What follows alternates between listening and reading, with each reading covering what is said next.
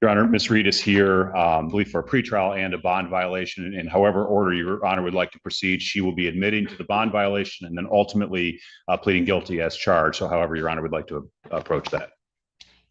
Well, she's admitting to the violation. She is, Your Honor. All right. Is that correct, ma'am? Yes. Yes. Yep. Thank you. All right. All right. And what are we doing on the case? She's pleading as charged, Your Honor. She's pleading Yes. as charged. May I have her sworn? Raise your right hand. You solemnly swear to affirm the testimony you're about to give will be the truth, the whole truth, and nothing but the truth, so help you God. Yes. State your name. Tamara Reed. All right. Ms. Reed, it is this court's understanding that you are going to be pleading guilty to the charge of operating while intoxicated. Is that correct? Yes. That is a misdemeanor punishable by up to 93 days in jail, $500 fine plus court costs. Understand that? Yes.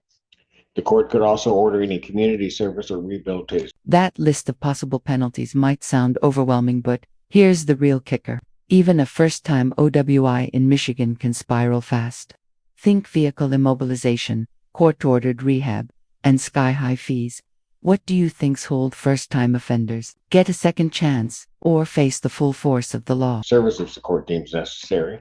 The court could order your vehicle immobilized, could order you to pay the cost of the prosecution as well as the cost of any emergency governmental services. You understand that? Yes? Yes. All right. Still wish to plead guilty? Yes. And to that charge, how do you plead? Guilty. Now, you understand that by pleading guilty, you will not have a trial of any kind. Yes. You signed an advice of rights form? She didn't, Your Honor, because she's in custody. I could have her do that now, or we could do that verbally, however you prefer. Okay. You recall signing an advice of rights form, ma'am? Yes. Any questions regarding any of those rights? No. You'll see on the podium, I need you to look at paragraph 5. Those are your rights which are part of a trial. You understand that by pleading guilty, you'll be giving up those rights as well as all the rights on that file. Yes. You understand you're giving up your right to appeal of right? Yes. Are you on probation or parole? No.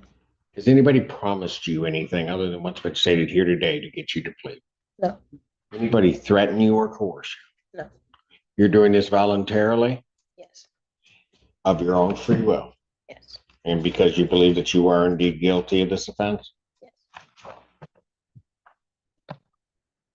November 27, 2020, location of Carpenter near Chester Drive in Pittsfield Township, Washtenaw County, State of Michigan. Were you operating a motor vehicle? Yes. All right. Prior to operating that motor vehicle, did you consume intoxicated? Yes. What did you have and how much? I had a couple of seltzers. Seltzers? All right. Were you stopped by the police or was there an accident? I was stopped by the police. Why'd they stop you? My lights were off. All right. Were you ultimately arrested? Yes. Were you taken to the station? Yes. Was there a blood draw or a blood test?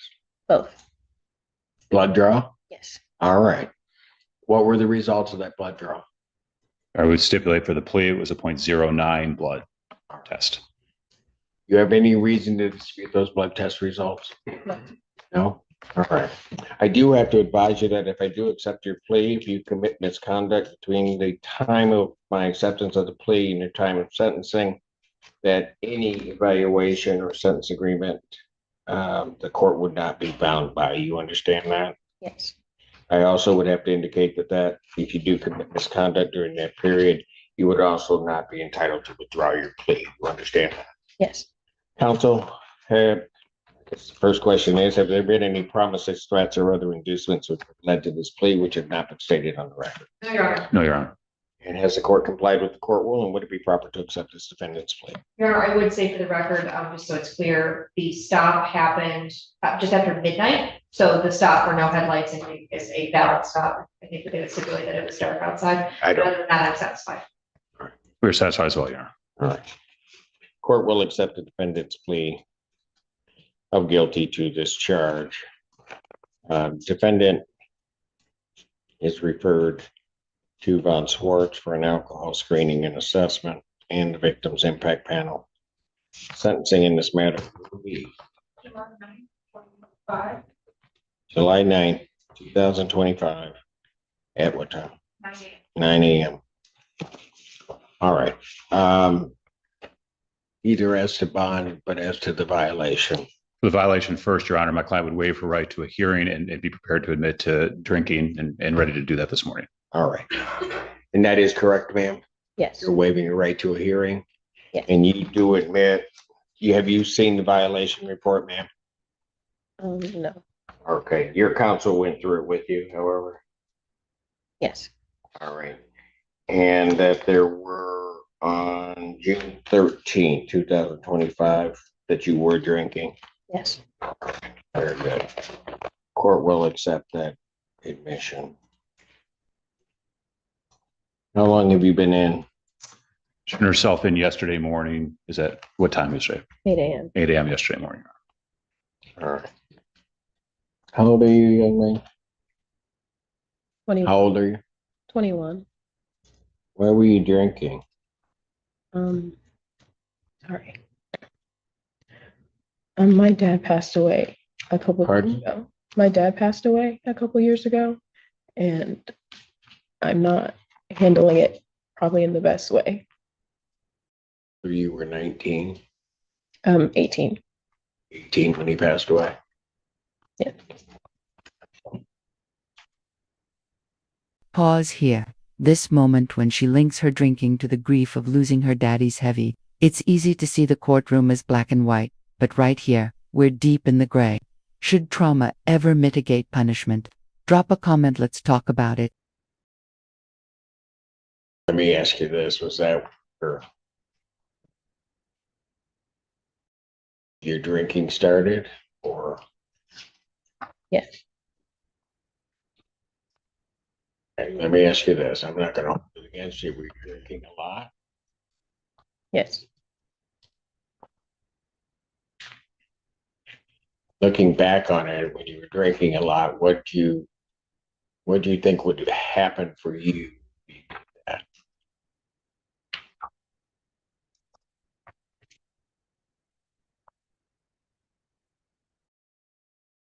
Probably don't know how to answer that question.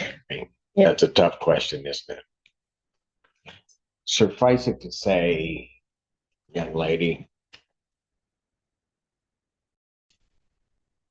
it would kind of make you forget and have the pain go away a little bit, right? Yeah. Okay. So, are you in school? Yes. I'm Pardon? I'm supposed to go back next semester. Did you finish up this semester? No. What happened? Um, I stopped attending my classes, so I had to withdraw. Where were you in school? It's my sophomore year, At what school? Eastern Michigan.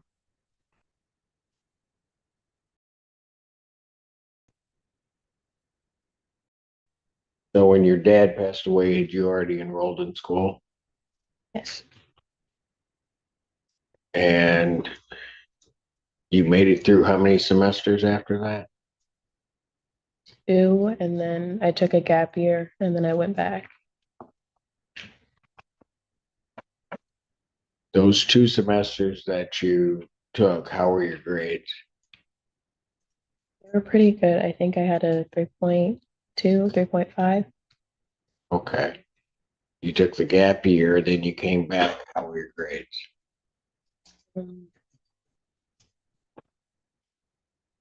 Okay, I think I had like a 2. Pardon? I think I had a 2.8 when I came back. Where'd you graduate high school? In high school. Okay. Did you do well there? You got siblings? I have a twin brother. You have a twin brother. Yeah. Okay. What? It's with mom in the corner of the courtroom. Mom's on? Oh, okay. All right. So what do you think I should do with you?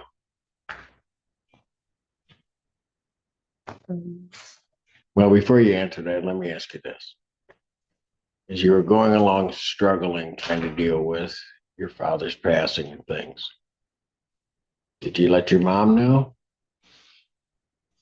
a little, but Pardon? not as serious as it had gotten. I don't think. What about your brother? I think he noticed. You think he noticed? Yeah.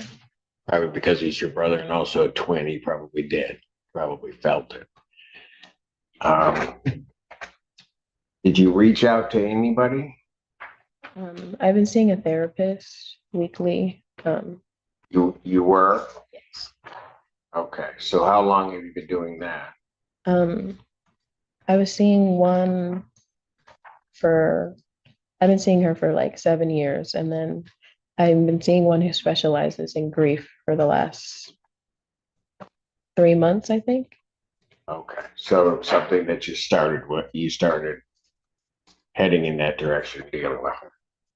Okay. How's that working for you? It's going okay. I think I've been thinking about seeing someone else. Pardon? I've been thinking about seeing someone else. I don't know if it's a good fit. Okay, so your therapist might not be fitting with you, right? Okay.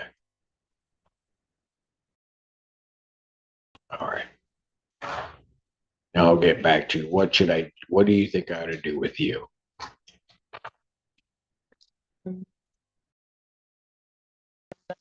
Sure, I guess whatever punishment fits.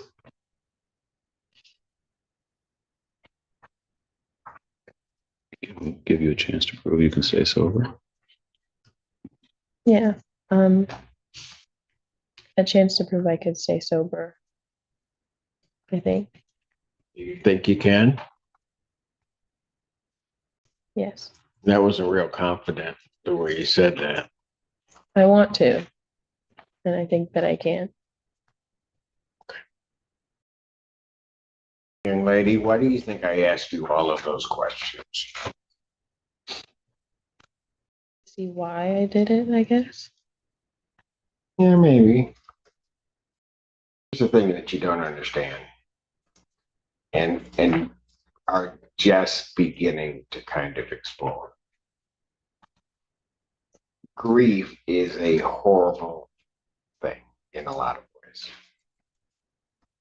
It becomes real bad if you don't deal with it. It kind of just sits there, and then at some point, while you try to sort of bottle it up and push it down, it somehow or another just all of a sudden begins to explode. Right? And then at some point, because you're not dealing with it, you're kind of out of control. And then it becomes harder. At the beginning, you probably could have told somebody, but by that time, you don't tell anybody because it becomes hard to explain. Right? And it becomes real difficult to, no matter how close somebody is, then talk to anybody because you don't know if they're going to listen or they're going to take time to listen. And the reality of all of that is what you want is you just want that hurt and other things to disappear. Right? Were you close to your dad? Yeah. Something's going to.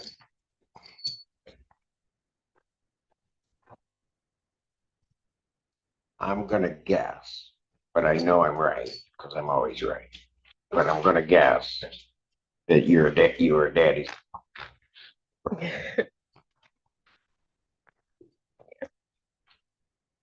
All right.